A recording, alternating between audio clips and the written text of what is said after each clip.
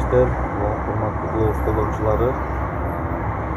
Мен Globus'та тапкан акчамды түндө карточкама которгон болчумун. Түндө карточкама түшкөн, мен түндө экинчи салгам. Анча мынча акчаны чыгарайын деп чечтим. Бүгүн 5 апрель 2018 жыл. Демир банктын виза карточка деген, виза карт деген, виза электрондук карточкасы менен акча чыгарса болот бул жерденчи. Так, biraz акчабызды алабыз. Башка сумма дейт.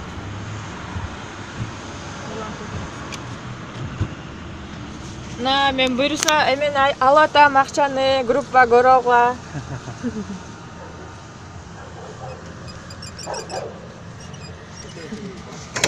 Мен бүгүнкү табышым мынакей. Алдым. Чеги. Көрдүңөрбү? Акчам 5000 сом акчам. Карточканы ал.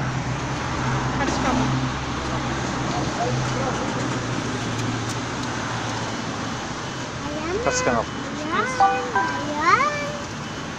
Карточкамды алып атам. Мына менин акчаларым. Мынакей. Акчаларым. Азыр. Мынакей. Иштегиле.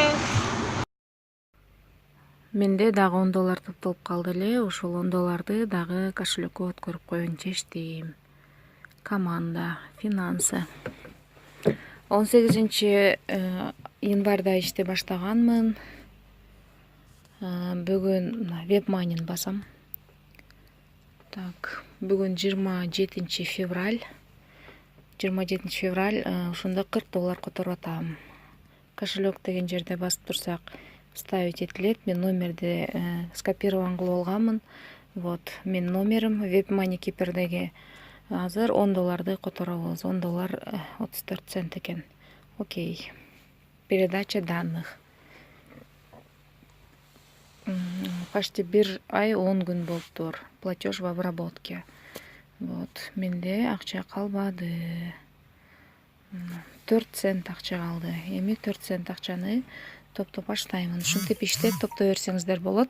Биринчи бул акча өтө майда тыйындан башталган. Анан күн өткөн сайын, адамдарды көбөйткөн сайын менин акчам көбөйө баштады. Сиздер да адамдарды көбөйтө бериңиздер. Акчаңыздар ушинтип топтолот. Ошондо мен $40 котордум. 4 күндө $10 болду.